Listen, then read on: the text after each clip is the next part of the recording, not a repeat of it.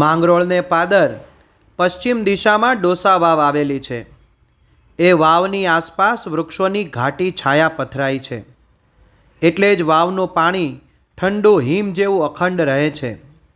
નીલકંઠ વર્ણી ગુજરાતમાં પ્રવેશીને સૌરાષ્ટ્રમાં પધાર્યા, ગિરનાર ચઢ્યા, તીર્થોને તીર્થત્વ દીધું. સોરઠના ગામ આખા પીપલાણા થઈ માંગરોળ પધાર્યા. અહીં ડોસા વાવ પર આવીને બિરાજ્યા છે. 19 વર્ષની કાયા છે. શરીરને સૂકવી નાખ્યું છે. અંગ પર ફક્ત શ્વેત કૌપિન શોભે છે. મૃગ ચર્મ ઉપર નમણી નજરે પદ્માસનમાં બિરાજ્યા છે. પાસે કમંડલું ને દંડ મૂક્યા છે. માંગરોળ ગામે એક વૈષ્ણવી દીક્ષા પામેલ રામાનંદ સ્વામીની શિષ્યા પુતળીબાઈનું 13મું છે. કારજ કરવા આવેલ ભત્રીજા ગોરધને નીલકંઠ વર્ણીની સલૂણી મૂર્તિ નિહાળી. આંખો સ્થિર થઈ ગઈ. હૈયું હેરાઈ ગયું. મન વળગી ગયું. ઘડી બે ઘડી તે એકી ટશે વર્ણીને નિરખી રહ્યો. વર્ણીએ આંખો ખોલી. ગોરધને પંચાંગ પ્રણામ કરી જય નારાયણ કહ્યા. વર્ણીએ સ્મિત વેર્યું, અભય હસ્ત કર્યો. વર્ણીના પ્રથમ દર્શને જ ઈશ્વરી તત્વની પ્રતીતિ ગોરધનને આવી ગઈ હતી. તેણે કંઈક ભોજન અંગીકાર કરવા વિનંતી કરી. વર્ણીએ કહ્યું, કોરું તૈયાર હોય તે ઝટ લઈ આવ. ગોરધન ઘેર આવ્યો. સુગંધિત તાજી સુખડી ફોઈના કારજ માટે કરેલી તે લઈ આવ્યો ને વર્ણીને જમાડી. નીલકંઠ વર્ણી કહે, આટલી જલ્દી સુખડી ક્યાંથી આણી?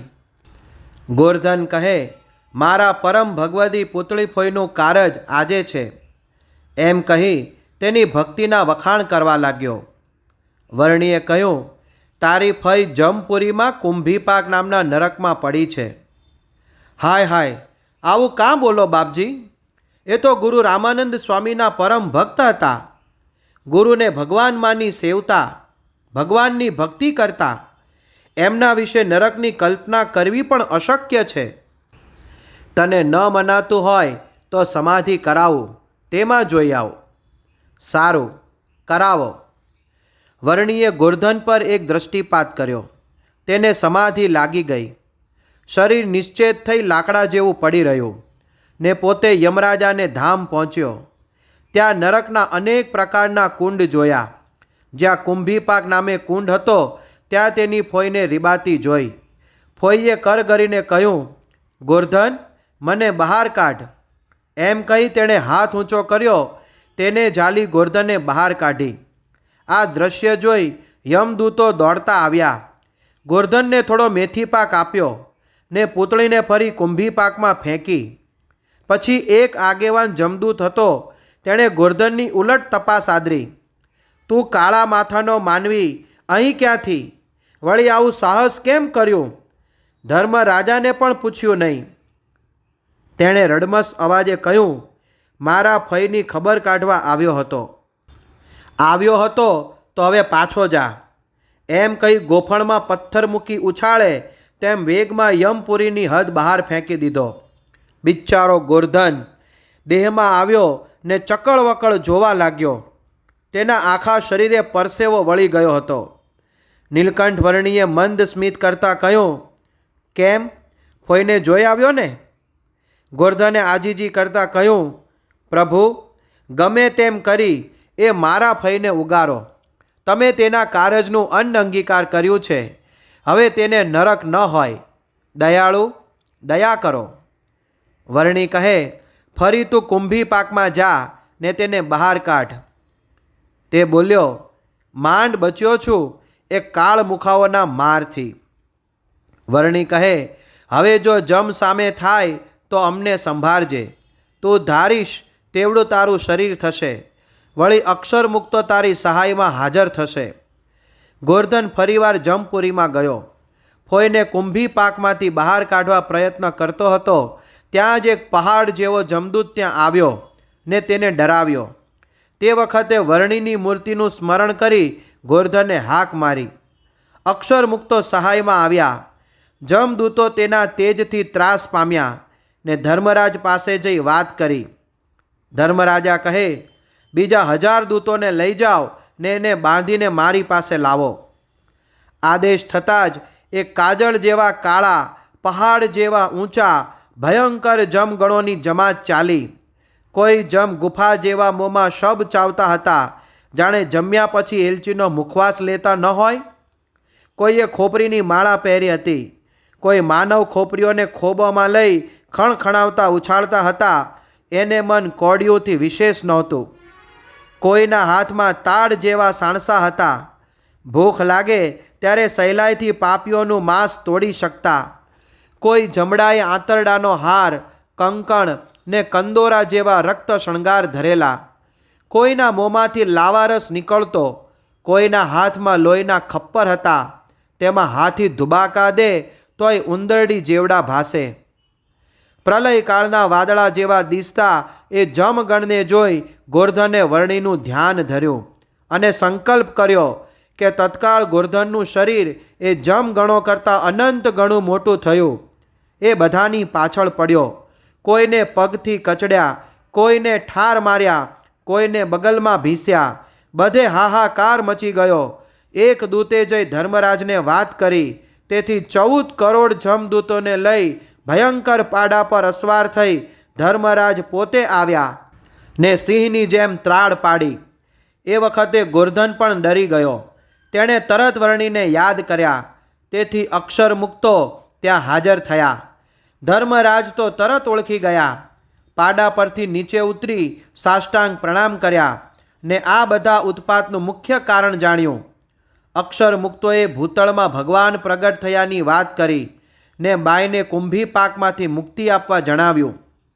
યમરાજ કહે, અરે એ તો મહાપાપીણી બાઈ છે. એના પાપનો દંડ પૂરો મળવો જ જોઈએ. એ ગમે તેટલી મહાપાપીણી હોય, પણ પ્રગટ પ્રભુએ સંકલ્પ કર્યો છે તેના ઉદ્ધારનો. તેથી મુક્ત કરો. પુતળીબાઈ કુંભી પાકમાંથી છૂટી. વર્ણીએ તેને બદ્રિકાશ્રમમાં તપ કરવા મોકલી અને કહ્યું કે તપ કરીશ પછી ફરી મનુષ્ય દેહ પામીશ. તે વખતે અમારા એકાંતિક સંતનો યોગ કરાવીને મુક્તિ અપાવીશું. આ બધું ગોર્ધને સમાધિ દ્વારા જાણ્યું. તે દેહમાં આવ્યો ત્યારે તેને અચરજ સમાતું નહોતું. તેણે પોતાની આવી પરમ પવિત્ર ફોઈને નરકની ગતિ શા માટે મળી તે અંગે વર્ણીને પૂછ્યું. વર્ણી બોલ્યા, રામાનંદ સ્વામીને તારી ફોઈ પર વિશ્વાસ હતો. તેથી યાત્રા કરવા નીકળ્યા ત્યારે અમુક સોનાની લગડીઓ સાચવવા આપતા ગયા. પાછા આવ્યા ત્યાર પછી વિચરણમાં વરસ નીકળી ગયું ને વાત વિસારે પડી. અચાનક યાદ આવતા ગુરુએ સોનાની માંગણી કરી. પુતળી કહે, મેં તો તમને પાછું આપી દીધું છે. મારી પાસે કંઈ નથી. ઠાલી મને ફજેત ના કરશો. આમ જૂઠું બોલી. ગુરુએ ઘણું સમજાવી છતાં ન માની. આથી મરીને તે કુંભી પાકમાં પડી. ગોર્ધન કહે, પ્રભુ, આ તો આપે પ્રત્યક્ષ બતાવ્યું. નહીતર બાહ્ય રીતે તો કંઈ જ ખબર પડે તેવું નથી. મારી ફોઈને આત્મજ્ઞાન જબરું હતું. નિત્ય ભગવાનના ધ્યાન ભજનમાં મસ્ત રહેતી. નામ જપ કરતી. વ્રતો પણ અનેક પ્રકારના કરતી. જીવન દરમિયાન તીર્થો ઘણા કર્યા ને મોટા સાધુ સંતોના પત્તર પૂર્યા. કેટલા પુણ્ય કરેલા, પણ બધું વ્યર્થ. નીલકંઠ વર્ણી કહે, સુવર્ણની ચોરી મહાપાપ છે. પવિત્ર બુદ્ધિને પણ ભ્રષ્ટ કરી નાખે છે. ગોવર્ધન કહે, પ્રભુ, પાપ કેટલા પ્રકારના છે? વર્ણી કહે, પાપ અનેક પ્રકારના છે. તેના 2 વિભાગ પડે છે, ઉપપાતક ને મહાપાતક. ઉપપાતકમાં માંસ ખાવું, ગો હત્યા કરવી વગેરેથી માંડી નાના નાના પાપ આવે. અને મહાપાતક 5 કયા છે? એમાં પહેલું દારૂ પીવો, બીજું સાધુ બ્રાહ્મણની હત્યા કરવી, ત્રીજું ગુરુપત્નીનો સંગ કરવો, ચોથું ગુરુનું ધન સુવર્ણ લઈ લેવું, અને આ 4 જેના આચરણમાં હોય તેવા કુમતી પુરુષનો સંગ કરવો એ 5મું મહાપાતક છે. યાજ્ઞવલ્ક્ય સ્મૃતિમાં તો કહ્યું છે કે 100 ગાયો મારે પછી મહાપાપીનું બિરુદ મળે. પણ 5 મહાપાપમાંથી એક જ મહાપાપ આચરે તો તેને 100 ગાયો માર્યાનું પાપ ચઢે. ગુરુનું કે મંદિરનું ધન હરવામાં મહાપાતક છે. તેમાં પણ મંદિરની કે ગુરુની વસ્તુ છાની રીતે પોતાના ઉપયોગમાં લે, ગુરુનું કંઈક કામ કરે તેમાં વચ્ચે દલાલી પેટે છાની રકમ લે, મંદિર અથવા ગુરુની નાની વસ્તુ પણ ચોરે, મંદિર કે ગુરુના માલિકીના ખેતરવાડી બાગ બગીચાના અનાજ ફળ ફૂલ વગેરે ચોરીને વેચે, ગાયોના દૂધ દહીં ઘી ચોરી લે, ગુરુ સાથે ઠગાઈ કરે, આ બધા કુંભી પાકમાં પડે. ત્યાગી સાધુની થાપણ રાખે તેને તો રવરવ નરકમાં પડવું પડે.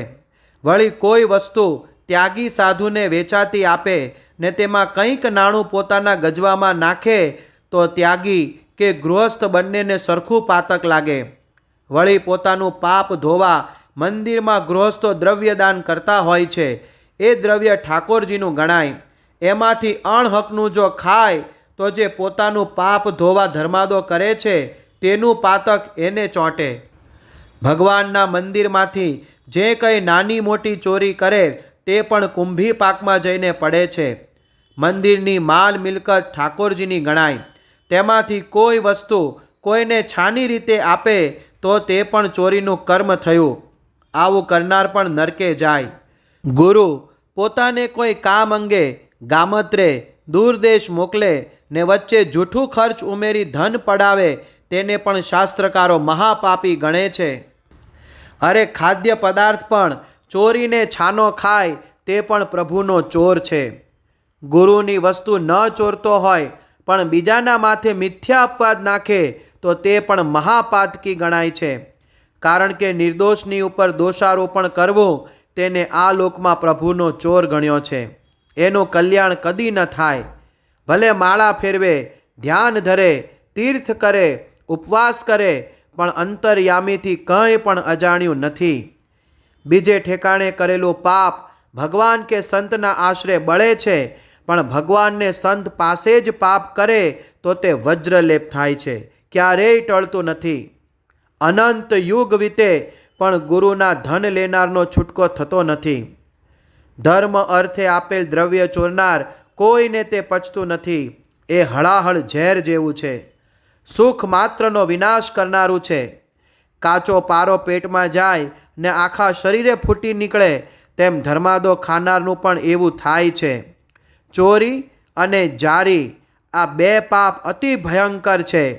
એનું આચરણ કરનાર જીવે છે તો પણ તે મરેલો જ છે.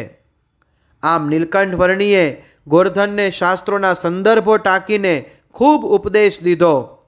ભગવાન સ્વામિનારાયણનું અવતારી કાર્ય જ આ છે કે શાસ્ત્રોમાં પડેલા વિધિ નિષેધને પુનર્જીવિત કરવા.